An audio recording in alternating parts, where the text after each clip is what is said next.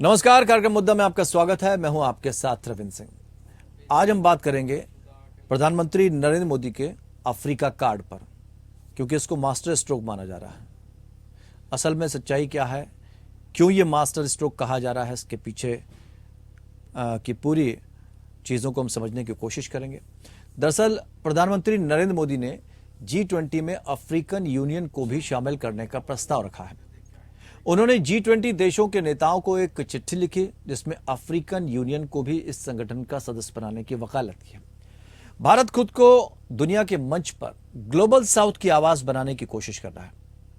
अब 9 और 10 सितंबर को दिल्ली में G20 की समिट होनी है, और अगर इस समिट में 54 देशों वाले अफ्रीकन यूनियन की स्थायी सदस्यता का प्रस्ताव पास हो जाता है, तो ये कूटनीतिक तौर पर भारत की भी जीत होगी। इससे खनिज अफ्रीकी देश भारत के और करीब आएंगे, क्योंकि खनिज संपदाओं से भरपूर है ये देश, और चीन के पाले में जाने से उन्हें रोका जा सकेगा। वहीं अगर भारत अफ्रीकन यूनियन को G20 में जगह दिलवाने में कामयाब होता है, तो संयुक्त राष्ट्र सुरक्षा परिषद में इसका फायदा मिलने की भी उम्मीद है। अफ्रीकन यूनियन यूएन में पूरी ताकत से भारत की स्थायी सदस्यता का समर्थन करता है। ये सारी बातें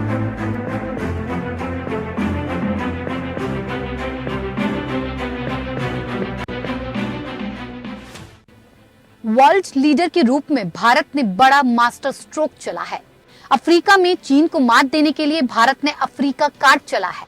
अफ्रीका के जरिए प्रधानमंत्री नरेंद्र मोदी ने नई वैश्विक व्यवस्था बनाने की दिशा में एक बड़ा और बहुत प्रभावी कदम उठाया है। पीएम मोदी ने दुनिया के 20 अमीर और विकासशील देशों के इस संगठन G20 में अफ्रीकी संघ यानी AU के 54 देशों को स्थायी सदस्यता देने की जोरदार वकालत की है। इसे अंतर्राष्ट्रीय कूटनीति की दुनिया में भारत की बेहद सटीक रणनीति के रूप में देखा जा रहा है। भारत ने 9 और 10 दिसंबर को नई दिल्ली में आयोजित होने वाले G20 शिखर सम्मेलन में अफ्रीकी संघ को अतिथि के रूप में आमंत्रित किया है। भारत ने G20 के सदस्यों से अपील की है कि वो तेजी से विकसित अर्थव्यवस्था के रूप में AU को पूर्ण सदस्यता दी जाए। यूके, फ्रांस और जर्मनी जैसे देशों ने भारत के प्रस्ताव का दिल खोलकर समर्थन किया। वहीं G20 के 11 सदस्यों ने केवल मौखिक समर्थन दिया है, जिनमें से अधिकांश यूरोपीय संघ के देश हैं।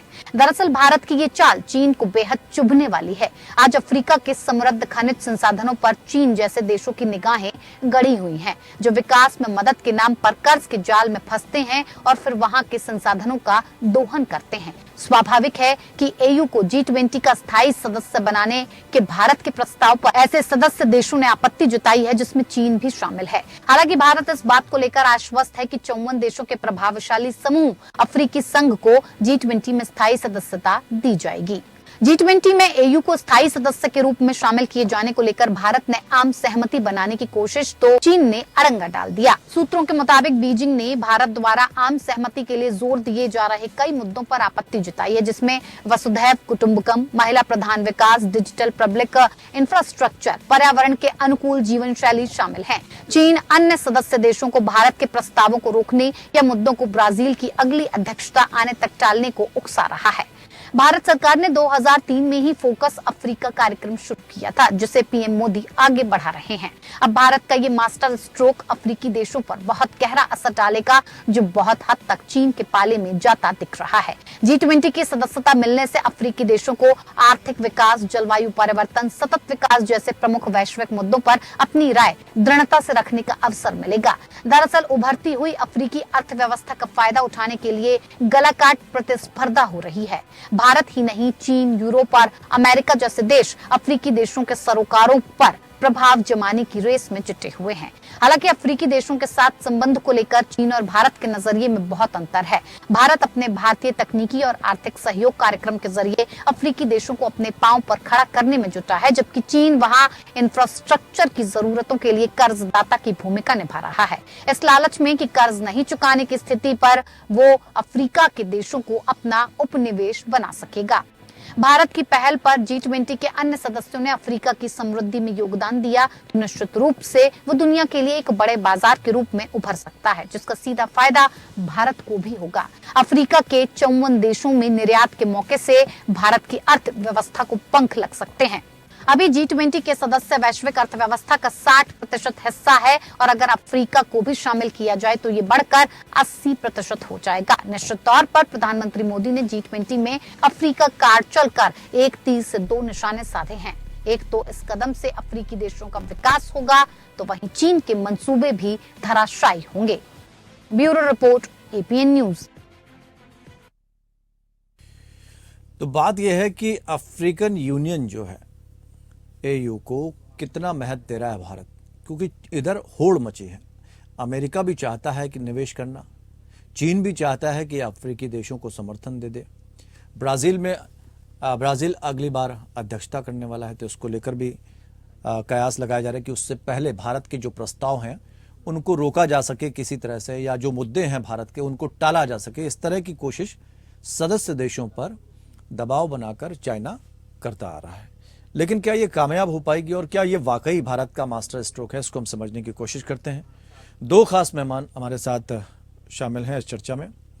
जितेंद्र ओझा जियो स्ट्रेटेजिस्ट हैं, दिनेश दुबे पूर्व राजनयिक हैं। बहुत बहुत स्वागत सर आप दोनों का। जितेंद्र जी, हमेशा की तरह आप हमें अपडेट करते हैं, जागरूक करते हैं, साथ ही अंतर्राष्ट्रीय मुद्दों को और बारीकी से समझने के लिए आप हमें प्रेरित भी करते हैं। ये जो कहा जा रहा है G20 में 54 अफ्रीकी देशों को स्थायी सदस्यता देने की सिफारिश की है, प्रस्ताव रखा है भारत ने, इसको मास्टर स्ट्रोक कहा जा रहा है। असली हकीकत समझना चाहेंगे, ये मास्टर स्ट्रोक है या जब पूरी बात हो जाएगी, सारी चीजें इसके परिणाम आ जाएंगे, तब मास्टर स्ट्रोक कहलाया जाएगा? मास्टर स्ट्रोक तो जरूर है। मैं इससे बेसिक में कहूँगा कि इसे स्ट्रोक के बजाय जो है ये देखा जाना चाहिए कि अफ्रीका के लोगों के प्रति हमारी कितनी संवेदनशीलता है, जो हमेशा से थी है। और उनको भी जो है ये महसूस होगा कि देखिए भारत उनका हमेशा से मित्र रहा है। जब ये संगठन नहीं थे तब भी देखे तो दो ऐसे संगठन थे, एक मूवमेंट थी और खासकर 1960 के दशक में ये G77 करके कुछ देश आए और ये माना जाने लगा कि इन देशों की प्राथमिकताएं कुछ और है, वो जो है ग्रेट पावर राइवलरी के अंदर नहीं पड़ना चाहते। लेकिन आज स्थिति बदल चुकी है। सब कुछ होने के बावजूद ये इनमें से सारे के सारे देश उतने गरीब नहीं है। हालांकि अफ्रीका के बारे में ये कहा जाता है कि उसके रिसोर्सेज को लूटने की एक तरीके से होड़ मची रही है और जितना पश्चिम ने उसे एड। चलिए, नेटवर्क इशू की वजह से जी जितेंद्र जी आपकी आवाज कट रही है। मैं दिनेश जी से सवाल लेता हूं, आपकी आवाज जब ठीक करवाने की कोशिश करता हूं। दिनेश जी, कितनी अहमियत है, क्योंकि लगातार चीन भी इस तरह की कोशिश कर रहा है कि अफ्रीकन देशों पर अपना एक दबदबा या अपना एक प्रभाव जमा सके। भारत की भी कोशिशें लगातार इस तरह से जारी हैं। हम किस जगह पर खड़े, किस स्थान पर खड़े और क्या ऐसा संभव हो पाएगा, खासकर तब जब ब्रिक्स देशों में चाइना चाहता है कि उसके समर्थित देश जो है उसमें आ जाएं, और अब भारत यहां पर कोशिश कर रहा है कि G20 में अफ्रीकन यूनियन के जो देश हैं उनको शामिल किया जाए। बिल्कुल, भारत की ये कोशिश जायज है और भारत को करना भी चाहिए, क्योंकि अफ्रीका में जो मेजर प्लेयर्स हैं दुनिया के जी, उसमें अमेरिका है, चाइना है, यूरोपियन यूनियन है, हिंदुस्तान है जी। तो इंडिया एक 4 प्लेयर्स में एक बड़ा प्लेयर है। और ये सही है कि हम चाइना के बराबर अभी नहीं हैं और यूएस का जितना इन्वेस्टमेंट है उनका जो भी अफ्रीका में जो एड प्रोग्राम रहा है अभी उसको मैच करने में थोड़ा टाइम लगेगा।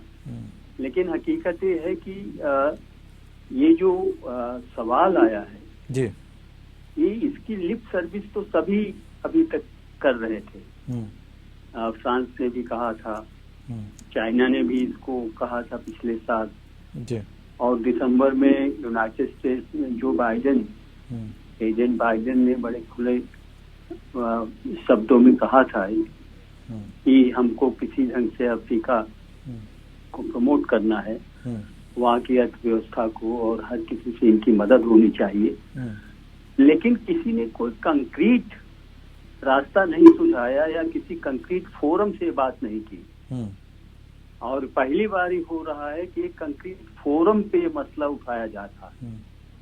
G20 एक बड़ा फोरम है जी, और आप समझ सकते हैं कि G20 में G7 भी है और जो परमानेंट मेंबर्स हैं यूनाइटेड नेशंस की, वो भी हैं। जी G20 में न्यूक्लियर 5 भी हैं, जी जो 5 रिकॉग्नाइज न्यूक्लियर पावर्स हैं, छठा इंडिया ही है। बिल्कुल। तो कुल मिलाकर के कोई 75% दुनिया का ट्रेड और ऑलमोस्ट क्या कर सकते हैं कि 80% GDP है और ये सब।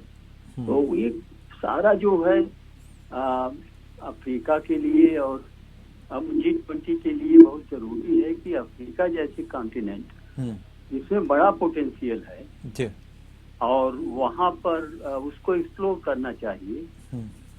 और चाइना को इस बात की तकलीफ होती है क्योंकि चाइना ये नहीं चाहता कि उसकी मोनोपोली जो अफ्रीका में बनती जा रही है तमाम मुल्कों में जी वो कोई चैलेंज करने आए। ठीक। लेकिन यहाँ एक बात सर और भी तो समझनी होगी, अगर चाइना नहीं चाहता है तो अमेरिका तो वैसे भी चीन को नापसंद करता है, तो सिर्फ 11 यूरोपीय संघ के देशों का ही समर्थन मिला। हाँ, बाकी देशों ने चुप्पी साध ली। किसको? अफ्रीकन को लेकर जो मौखिक रूप से हामी भरी है देशों ने, तो 20 में से केवल 11 देशों ने मौखिक रूप से हामी भरी है। हाँ हाँ, वो ठीक है, लेकिन ऐसा होता है कि वो धीरे धीरे करके जब सब देखेंगे कि एक माहौल बन रहा है तो अभी वहाँ पर और सारे मसले हैं। रशिया यूक्रेन की लड़ाई चल रही है, यूरोपियन कंट्रीज का रिएक्शन तमाम चीजों को फैक्टर इन करता है और वो उन सब चीज पर सोच विचार करके तभी कुछ फाइनल रिएक्शन देंगे इससे। लेकिन जो मेन प्लेयर्स हैं वो सारे जिनकी बात मैं कर रहा था कि वो चाहे यूनाइटेड स्टेट्स हो, चाइना हो, इंडिया हो, फ्रांस हो, जर्मनी हो, इन सब ने खुल करके कहा है ठीक कि अफ्रीकन यूनियन को प्रमोट किया जाना चाहिए और एक ऐसा अनएक्सप्लोर्ड एरिया है जिसका बहुत जरूरी है वहाँ के संसाधनों का वहाँ के लोगों के लिए दोहन होना चाहिए। ठीक बात है। चाइना की बात हमेशा ये रही है कि चाइना ये हर जगह उसने पहला लोन दिया तो एक्सट्रैक्शन राइट्स ले लिए और उसके लिए तो कहा भी जाता है कि जितना ज्यादा लोन देता है फिर प्रभाव जब आता है। जितेंद्र जी, आपकी आवाज मुझे लगता है बिल्कुल ठीक हो गई होगी। हम समझना चाहेंगे, चूंकि आपकी एक तो बात अधूरी रह गई, दूसरा हम ये समझना चाहेंगे एक कॉन्क्रीट यहाँ पर जो आधार है वो भारत ने रखने की कोशिश की है। इससे पहले किसी बड़े मंच पर इस तरह की बात नहीं कही गई। ये चीज भारत को भविष्य में फायदा पहुंचाएगा, है इसकी संभावना? देखिए, भारत के फायदे की बात नहीं, जो के बाद को लेके उन प्राथमिकताओं के लिहाज से एक बहुत बड़ा कदम होगा, क्योंकि हम और वो नेचुरल पार्टनर। जैसे पहले भी मैंने कहा कि 1960 के दशक में इन देशों का मानना था कि ये जो ग्रेट पावर तो कॉल्ड सुपर पावर राइवलरी चल रही है, जिससे पूरा डेवलपमेंट जो है वो डिस्टॉर्ट हो सकता है, तो उससे निकल क्या रहा कर अपनी जो इश्यूज है उसको एड्रेस करने की बात होनी चाहिए। लेकिन इसके साथ साथ ये कहूंगा कि जैसे आपने कहा अमेरिका किस तरीके से थोड़ा सा एड देता है और उसके बदले बहुत सारे रिसोर्सेज चुरा के लेके जाता रहा है। उसके चाइना के बारे में कहा,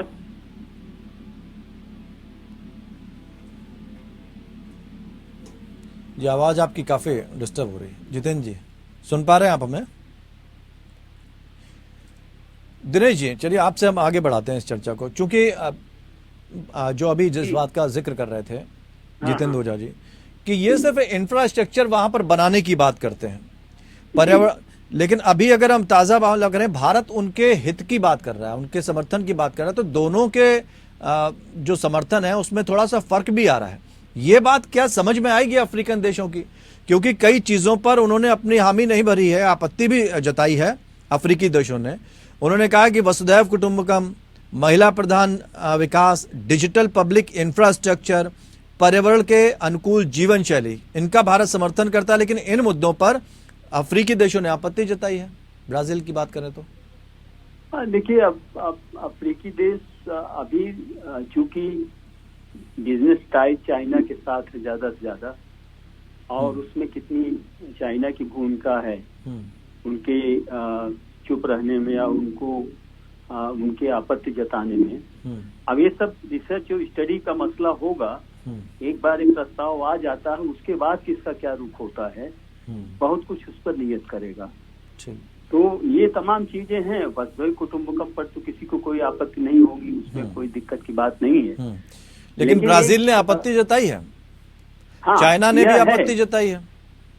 चाइना तो करेगा ही, इसकी बात मैं नहीं कर रहा हूँ, लेकिन जो हमारा जो प्रयास है एक जेस्चर के तौर पर पहली बार अफ्रीकन कंट्रीज को या जिसको कह सकते हैं कि अफ्रीकन यूनियन को, 54 मुल्कों का जो संगठन है, उसको पहली बार कहीं किसी जगह से इतना बड़ा सपोर्ट मिलने की बात चल रही है। अब G20 में अगर पास हो जाता है तो एक इन्वायरमेंट बिल्डिंग हो जाती है खुद ब खुद। तो इसकी कितनी संभावना है ये भी देखना होगा। जितेंद्र जी, आपकी बात कई बार इनकम्प्लीट रह गई, मैं चाहूंगा आप अपनी बात पूरी करें, उसके बाद हम आगे बढ़ते हैं। नहीं, मैं यही कहता रहा कि हमारे और अफ्रीका, लेकिन सिर्फ जो है बातचीत से बात नहीं बनेगी। देखिए, न तो हम अमेरिका का मॉडल फॉलो कर सकते हैं, न ही चीन का मॉडल फॉलो कर सकते हैं। हमारे मॉडल, जो भी हमारा तरीका है, वो तरीका किस हद तक अफ्रीका को इंटीग्रेट करने में रहेगा। दूसरा ये देखें कि आज अफ्रीका के देश उस स्थिति में नहीं है जो 1960 आ चुके हैं, न्यू एलिट आ चुके हैं। उनके इंटरेस्ट को किस तरीके से अपने इंटरेस्ट हम कन्वर्ट कर सकते हैं, ये एक देखना होगा। तो मेरा यही कहना था कि देखिए,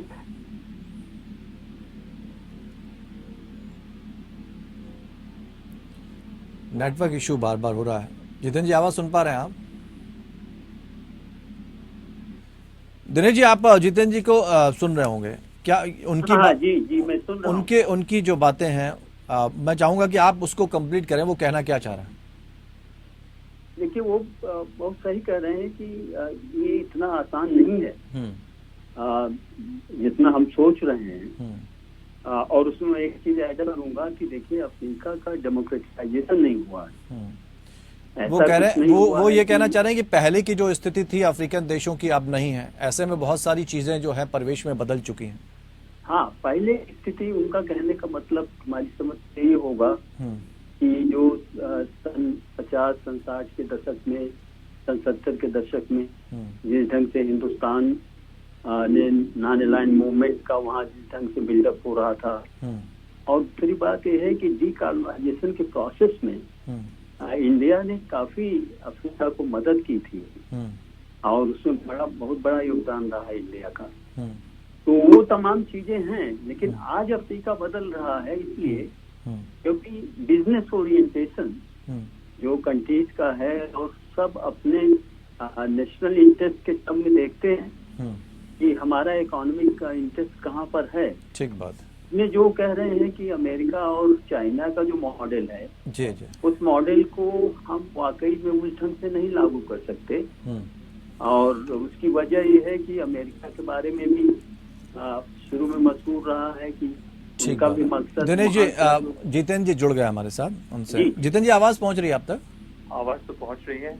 आज इत्तेफाकन या दुर्भाग्यवश ऐसा हो रहा है कि आपकी आवाज बीच में इंटरप्ट हो रही है, लेकिन माफी चाहेंगे उसके लिए। जी, अपनी बात। हमने दिनेश जी से वो बात समझने की कोशिश की और उन्होंने काफी हद तक कोशिश की हमें समझाने की। लेकिन अब क्या होगा, चूंकि आपने जितेंद्र जी इंफ्रास्ट्रक्चर की भी बात की, हम उतने सक्षम शायद नहीं जितने अमेरिका चाइना है, लेकिन फिर भी हमें ये तो समझना ही होगा कि अफ्रीकन देशों के मन में भारत के लिए क्या है। अगर यहाँ पर भारत ने इस बड़े मंच से आवाज उठाई तो क्या एक बार की तरफ झुकाव इस तरफ ज्यादा होगा या उस तरफ? देखिए, मेरा तो ये मानना है कि हम इतिहास के जिस मोड़ पे खड़े हुए हैं,